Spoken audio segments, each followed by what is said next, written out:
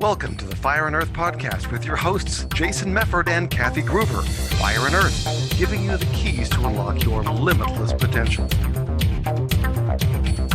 Welcome to the Fire and Earth podcast. I'm your co-host, Jason Mefford. And I am Kathy Groover, and we are coming to you on this slightly overcast California day to just go through a couple little topics again today. We thought we'd do some little short ones.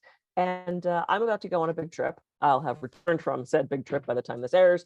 But we thought we'd talk about travel today and how travel can expand your consciousness, how experiencing different cultures, different areas, heck, different restaurants down the street from your own house can help you grow, evolve, and be a better person.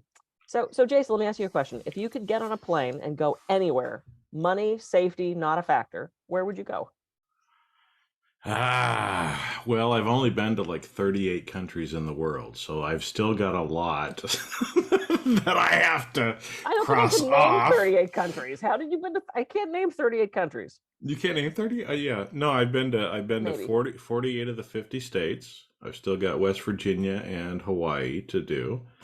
And I've been, I think it's 38. I kind of keep track of the different countries that I've gone to.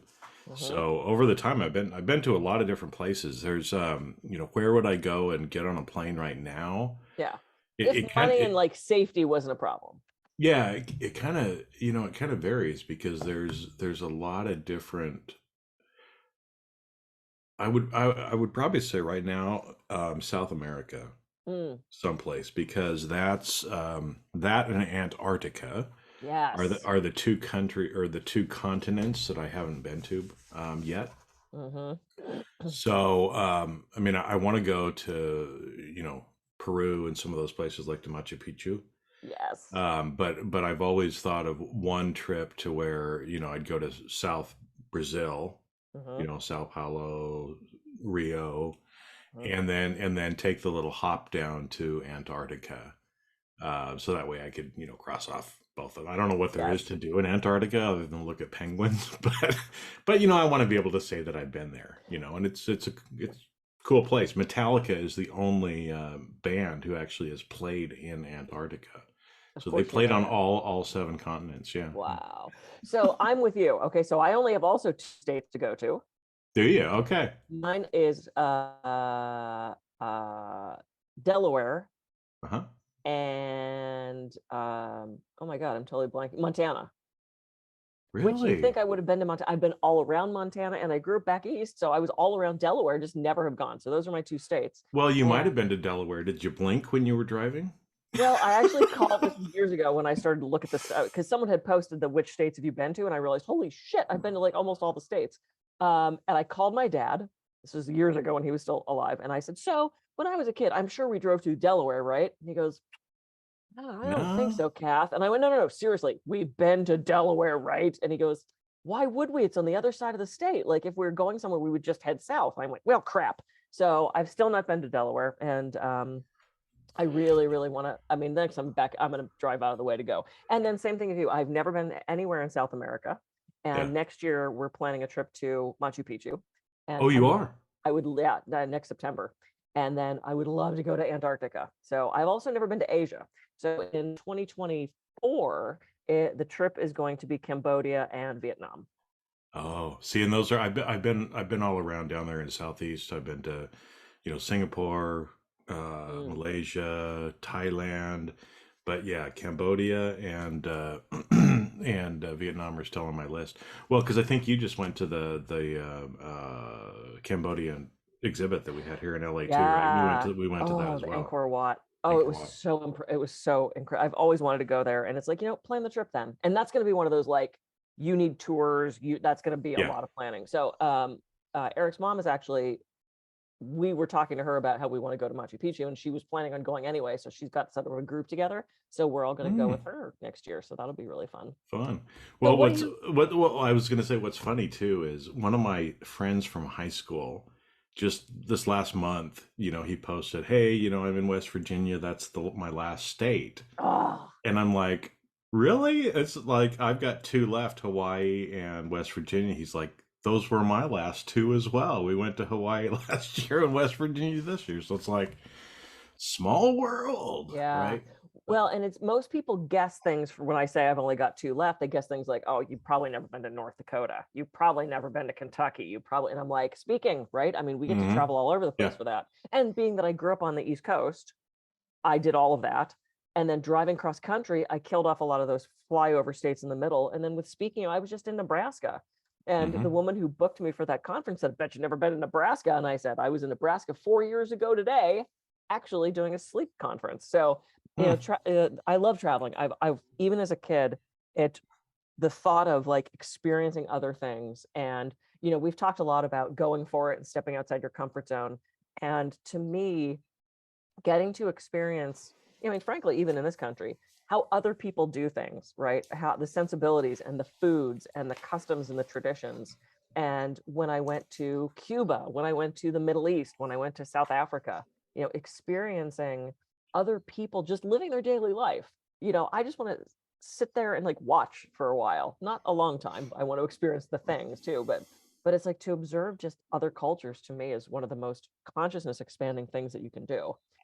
What's been your most unique experience when you travel? Well, I think because I like to travel a little differently. So, because actually, what you were talking about there, with the daily life, is I like to go down the back alleyways, right? Because there, especially there's a lot of places in the world where, you know, they have a huge tourist economy. And so they, you know, for people that maybe haven't been outside the US, right? Maybe you've been to Vegas, right? So I'm going to use Vegas kind of as an example, right? You go to Las Vegas, everybody knows the strip, right? And so up and down the Las Vegas strip, there is, you know, this out of this world stuff that's there. There's been billions of dollars that have been invested into it with the walkways, the buildings, everything is nice and clean and pretty, and the way that they want you to experience Las Vegas as a tourist. Yep. But if you drive around Las Vegas, you find out there's some very different parts to Vegas, right? There's what they want you to see as a tourist, and then there's how people really live. Yep. And so I always love doing that wherever I go. Yeah. Right. And what's interesting is there's some places where there's a very stark contrast, you know, like the Vegas. I mean, in the Middle East, most of the places in the Middle East, there's kind of this area where they kind of want the tourists to hang out. And then you go out a little bit and you see how people actually live. Yeah. Right. Because, and to me, that is what is, you know, so interesting. Even in some places, even like here in the US, you know, back east, right? Because you grew up back east. And I love going to some of the smaller neighborhoods in places like Boston or New York, right? It's the same thing. And you just see people sitting out on the sidewalk, you know, a couple of old guys just sitting on the corner talking, you know, and things like that. And just realizing or seeing how people actually live, because it's a lot different than our experience. You know, whether we want to admit it or not, we all kind of grow up in a little bubble. Yeah. Right. Even if we're in a big city, we're kind of in a small neighborhood, we're in a bubble, probably a lot of people in the same socioeconomic, you know, status where we are.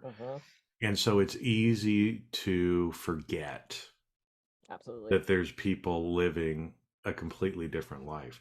I find this now, you know, like you said, it's starting to get overcast, a little cold here in California. I mean, that's a big deal for us, right? Because this happens like 30 days a year, like 10% of the year, right? More up here in Santa Barbara, we're overcast a lot. A lot more. A lot of fog and a lot of cloud cover, and Yeah, so we have sunshine 330 days a year here in LA.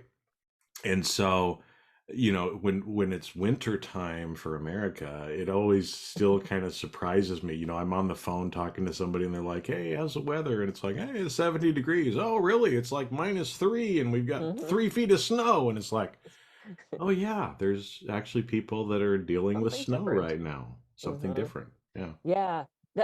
I love that you're talking about, you know, turning that corner, right? I was on a cruise ship in the Caribbean and stopped on Saint Martin, Saint something. And, you know, that first 2 blocks deep is by the shot glasses and the fancy restaurants and the the touristy restaurants, the Singer Frogs and the Hooters and the that kind of stuff.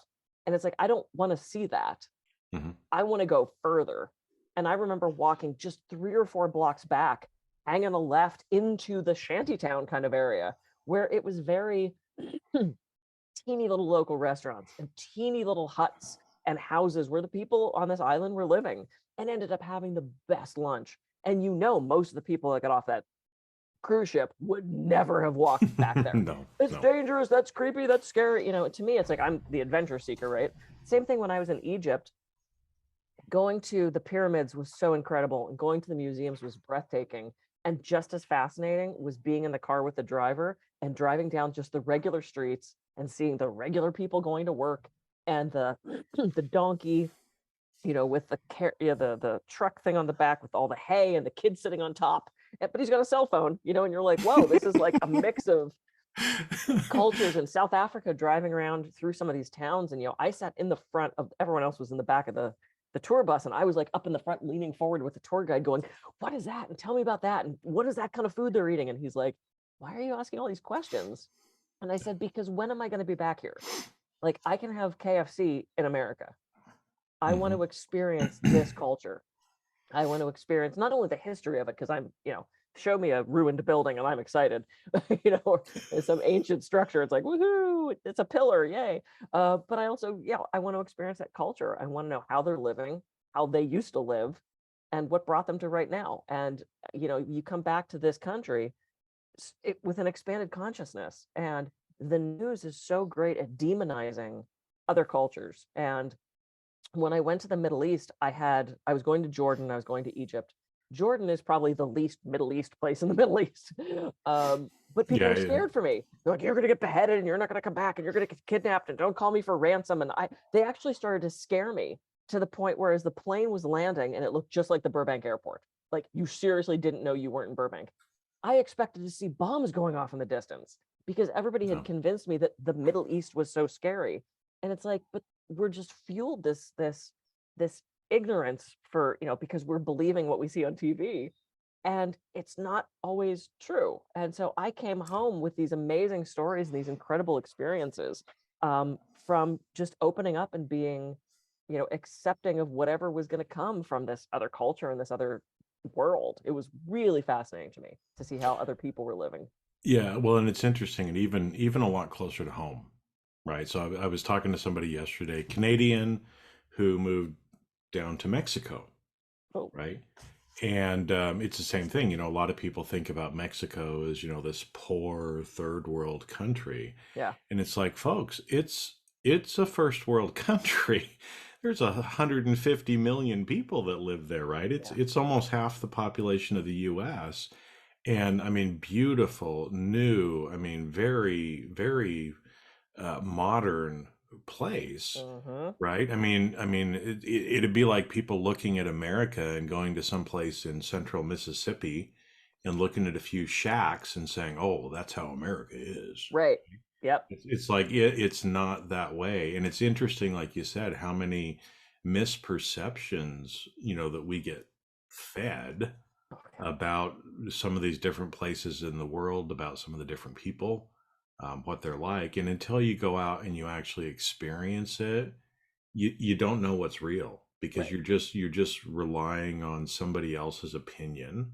Like you said, I mean, all those people telling you about Jordan, oh my gosh, you're going to get beheaded, and you're a woman and you're going to have to, wrap up, and it's not that way at all No. in Jordan. Well, and I just looked it up. Only a third of Americans have a passport. Mm. And I would venture to say that some of those people only got them because they had to go to Mexico, or they were going to Canada, because now, we used Now to you have not to have need it. that. Or they went on a cruise to someplace and, maybe it stopped. Because like even on our Alaskan cruise, we stopped in Canada. So we had to have a passport for that. There's been so few people in this country that venture out of their own backyard. I remember being at a friend's wedding in Pittsburgh, and it was the first time grandma had been out of her small town. Mm-hmm. She had never been on a plane. She's never seen the ocean. And I'm thinking, how can you, to me, that's living small, because I want to experience everything.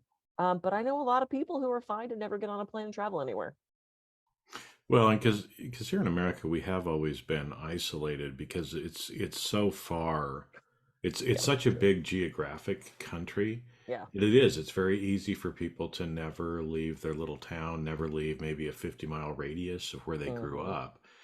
And it's interesting, too, again, kind of the culture differences between, here in America versus Europe, right? Where it's Yeah. like the countries are so much smaller and people are moving around all over there. I mean, you go to Europe and it's not uncommon.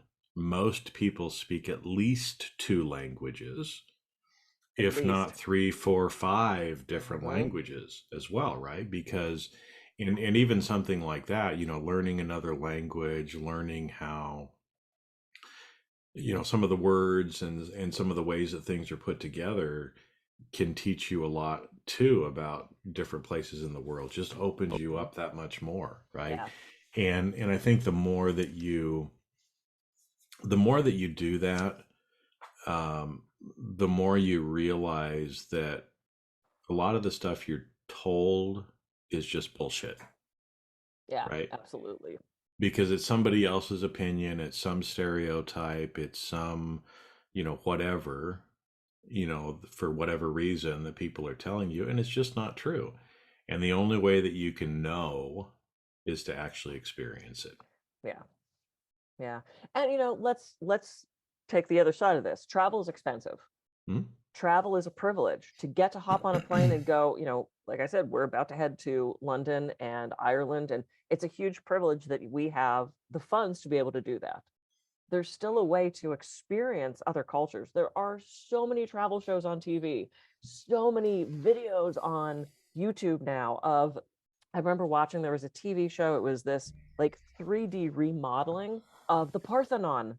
And it was showing Mm. them how they were rebuilding it and where it came from and what they built and what was under it beforehand. And they had all this, amazing like CAD 3D modeling of what this would have looked like when the ancient Greeks were there. I almost said ancient Egyptians. That's not right. Ancient Greeks were there. And it was just so cool to watch and to learn about where we came from and the history of this world. And to your point about it's easier to travel in Europe, yeah, you hop on a train and you're in another country in 2 hours. Hmm. You drive for 2 days and you're still in California. And people don't know Literally, that. if you go north to south, yeah. Yeah. I've overheard people at the airport going, yeah, we're staying in Sacramento, but tomorrow we're going to get up and we'll do San Diego, and then we're going to do LA, and I'm like, oh no, like that is not how that works. They thought they were just going to Unless you're drive hopping for on a the plane, you're not driving around that. Yeah, they're like, yeah, we'll do San Francisco and then we'll head to San Diego in the morning. And I'm like, oh, that is not how that works here. No, well, and it like you said, there's a lot of opportunities, even if you physically can't go. There's a lot of travel shows, there's a lot of documentaries and other stuff about some of these places. I mean, growing up, my mother, she subscribed to National Geographic. Yeah, So as a little kid, part of my, Wanderlust, for wanting to travel was looking at those National Geographic magazines and seeing some of these yeah, different that's places. true. And now having been able to go to some of those places, it's almost what's interesting too is it makes things richer for you when you see those places on TV, right? So especially because I know you lived here in LA too. I mean, you're kind of familiar with the area. So if you're watching, a TV show or a movie that's actually based here, right? And you've That's been to exciting. that place before, you're like, "Oh, hey, they're on whatever, right? Street," Yeah, or "Oh, there's the whatever," right? It just kind of brings that to life to you more. And so again, a lot of those places where I've traveled to, even if I'm watching something like that, it makes it kind of come to life more, sure. because I've been there. But the other thought that I had too is, yeah, like you said, it's a privilege. We should be grateful, to be able to do that. I mean, my gosh, all the places that I've been in the world, how Hmm. grateful I am to have been there. But even if you don't have a passport, you can't go hop on a plane. There's places, even here in the US, right, where you can go and still kind of experience that. So, Absolutely. as an example, here in the LA area, there's a part of LA where there's the highest concentration of Vietnamese people outside of Vietnam. Well, you want to experience Vietnam without going to Vietnam, you can go hang out there. The Yep, we went to restaurants, the people, you're going to hear a bunch of absolutely. Vietnamese spoken.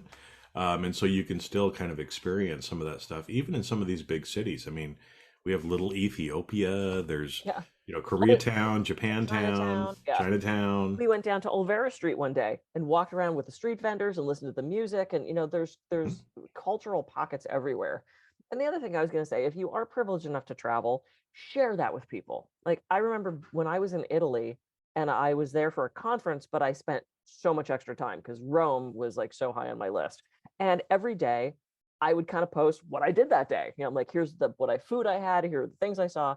And my ex, not ex at the time, but my ex was like, okay, enough with the pictures of the food. Like, no one cares. Stop posting all these pictures. And I was like, well, then don't look. Like, you don't want to see the pictures, don't look. And I remember I woke up one morning, of course, with the time difference, and a friend of mine had private messaged me on Facebook, and she said, Kathy, thank you so much for sharing all this. She's older, she's kind of homebound, and she said, I don't get to travel anymore. She said, so every day I wake up and I get on Facebook and I go, what are Kathy and I doing today? And she felt like she was with me on this trip. So it's like, if you are somewhere, share what you're doing, do a quick little video, share those experiences that you're having, because just that cycles out and makes people, get to live that with you. They get to have a richer life through you. And because one of my friends, her and her husband, they're retired and they're doing, I think, about a 6-month trip now in Europe, where they're actually going and living, certain places. And then I think they're going to do like some house sitting and other things like that, right? So that they can kind of be in a place for a month, watching a house or watching pets or whatever, but they can venture out. And they're doing that. They actually started a Facebook group.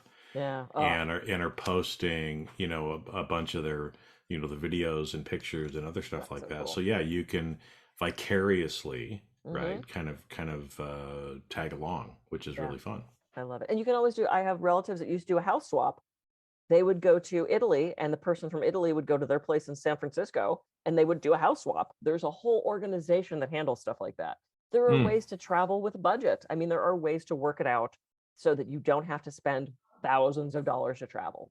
You just have to look for it. You have to get creative with it. So yay. So everyone go out, travel, experience things. And if you can't, do a Google search, watch some videos of some ancient places or some modern places. You get to experience so much now. The world is literally at our fingertips being online. So any final thoughts, Jason? No, I think we've wrapped it up. I mean, I know I can tell from personal experience that, again, travel has just opened my mind up so much, right? In the last few years, I haven't traveled very much, but it's, that's going to change again. Yeah. But there's nothing, I mean, to me, I've spent hundreds of thousands of dollars on formal education, but travel, really gives you an education at a different level. There's nothing different than, I mean, I remember here was one of the stories. I had to go between Abu Dhabi and Dubai, which is, an hour and a half, 2-hour drive, something like that. And so I was on a bus. I took a bus, one of those kind of luxury motor coachy kind of things, right? That you pay for. Picks you up one place, drops you off the other place in the other city. And I remember sitting next to a man who was Russian. And here we have 2 hours on the bus. He spoke very little English. I spoke very little Russian. But somehow for 2 hours, we communicated.